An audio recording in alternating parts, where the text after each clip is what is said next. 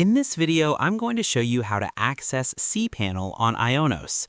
This task might seem daunting at first, but don't worry, I'm here to guide you through every step. By the end of this video, you'll be navigating your IonosE Cpanel with ease. Let's start by heading over to the IonosE website. Open your web browser and type in the IonosE URL, or simply search for IonosE and hit enter. Once you're on the home page, look for the Sign In button. It's prominently displayed. Click on it to proceed. After clicking Sign In, you'll see several options. Look for and click on Customer Account. This choice leads you directly to the area where you can manage your hosting services. Clicking Customer Account is a crucial step. Now you'll be prompted to sign in again. Click the Sign In button. This might seem repetitive, but it's IonosE ensuring the security and privacy of your account. They take these layers of verification seriously.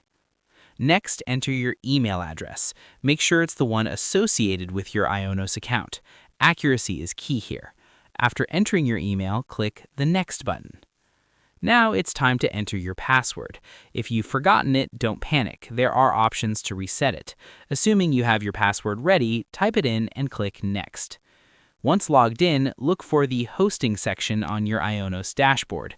This part is crucial because it leads you to the web hosting services and features you have at your disposal, including Cpanel. Click on Hosting. Navigating the IonosE dashboard might seem complex at first, but it's quite intuitive once you get the hang of it. Look for your specific hosting package under this section. When you find it, you'll see an option that says Use Web Space. This is your gateway to Cpanel. Click on it. You'll then be directed to your Cpanel interface. The transition is usually smooth, but might take a few moments depending on your internet connection. Once you're there, you're all set. The Cpanel dashboard opens up a wide range of web management tools, including file management, database management, domain management, and much more. Here's a pro tip. Take some time to familiarize yourself with the Cpanel interface. It's packed with features that can feel overwhelming at first, but knowing where everything is will make your web management tasks much easier. Another tip, make sure your IonosE account email and contact details are always up to date.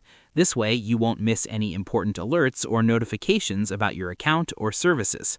And that's it, an easy step-by-step guide on how to access your Cpanel on IonosE. I hope this tutorial has been helpful and has made the process clear for you. Remember, managing your website's backend efficiently starts with using Cpanel.